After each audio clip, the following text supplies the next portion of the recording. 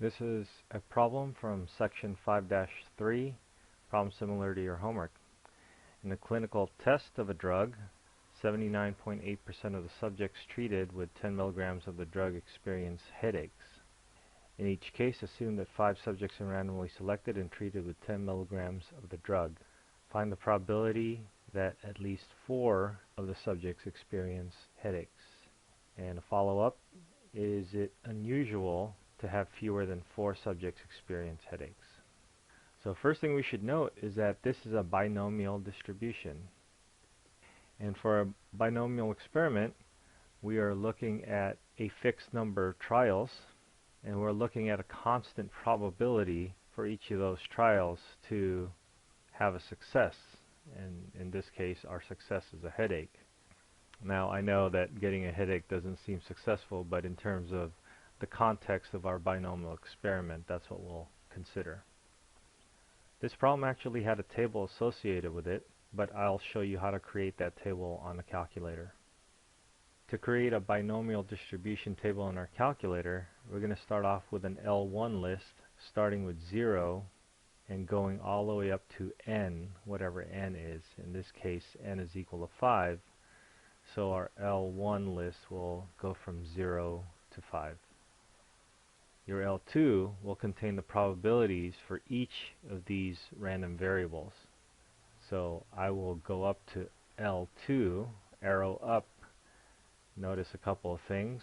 The L2 is highlighted, so the cursor is actually there. And down here I have L2 is equal to, L2 with no parentheses next to it, is equal to something that we're going to put in. What we're going to put in is a list of binomial probabilities. For that, I'm going to go to second and vars, and I'm going to scroll down to look for binom PDF. If you look down far enough, you'll see binom PDF and binom CDF. Now both of these will have its uses for our class. In this case, I just want to fill this up with probability distributions. The P stands for probability, by the way, and the C stands for cumulative distribution. I want the probability distribution, so I'll press enter. So now down here I have L2 is equal to binom PDF, and the arguments that binom PDF takes are n, in our case n is equal to 5, comma, our P, in our case it's 0.798, and then normally I would put in a third argument which will make it into just one value. But if I don't include that third argument x, this will actually give me a whole list, which is what I want for this case. So I'll press enter, and now I have my probability distribution table. So given my probability distribution table, I can answer the questions.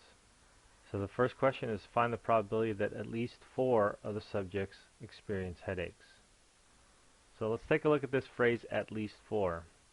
We could take a look at this as 4 and greater, and so I'll write that as a probability. So that's probability that x is bigger than or equal to 4. Since I have a short list, I can list down what this is asking for. It's asking for the probability that x is equal to 4, and then add to it the probability when x is equal to 5. So I can look off to the side here and see from my table that this is equal to the probability that I get 4 plus the probability that I get 5. So if we add this together, we should get 0.733, about 73.3%. Okay. Now let's take a look at the next question. Is it unusual to have fewer than 4 subjects experience headaches?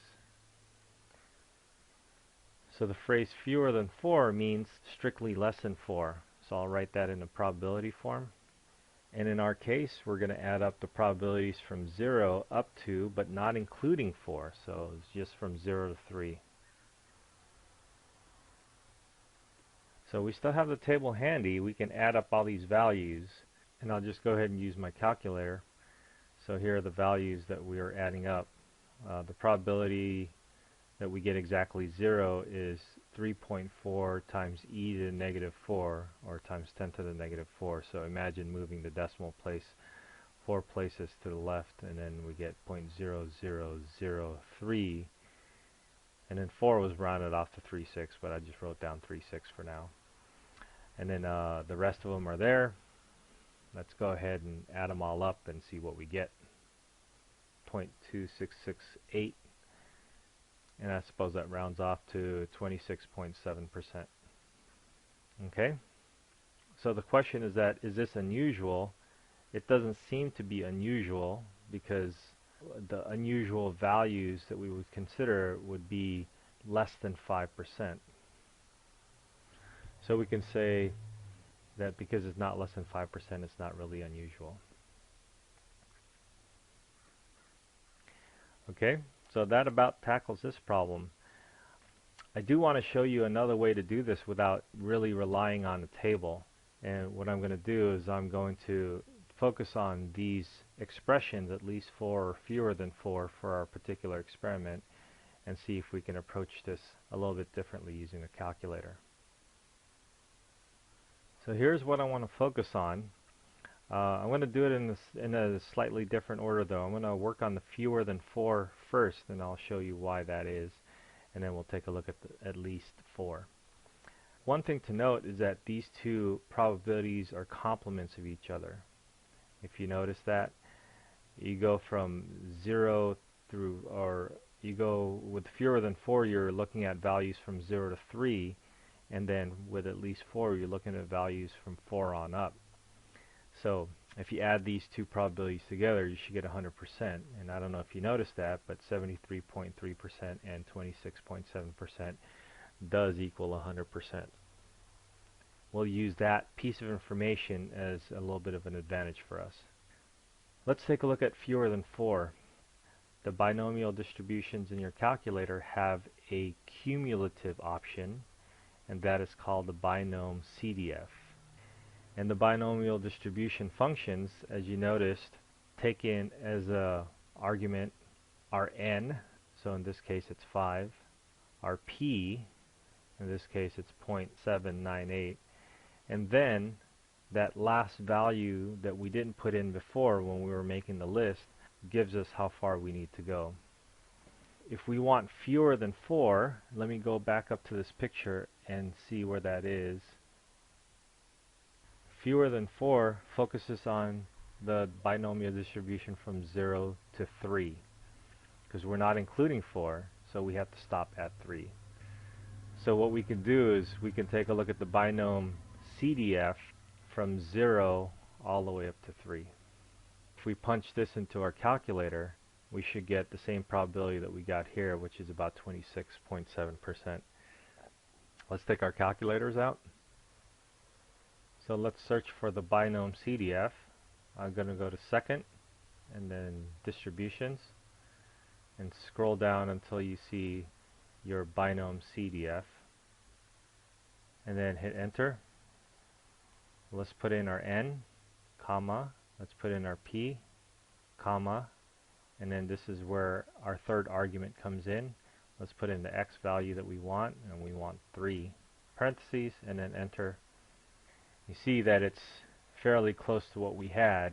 This isn't exact because in the previous example that we had, we actually were estimating, we approximated up to 4 or 5 decimal places, and here we get this accurate up to as many decimal places as you need.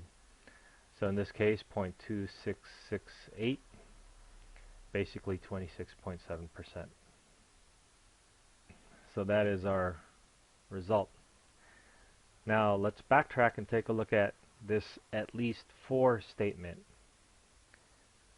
Now when you're looking for a binomial probability that is at least 4, going back to the table, we are focusing on 4 and larger, so greater than or equal to 4. Now our calculator has the CDF as the only option where we're adding up a bunch of distributions. And the cumulative distribution always starts from 0. So we're going to take advantage of the complement rule and say that we're going to compute from 0 an up to, but not including that value of 4 that they're asking for. And then we're going to take the complement of that and subtract it from 1.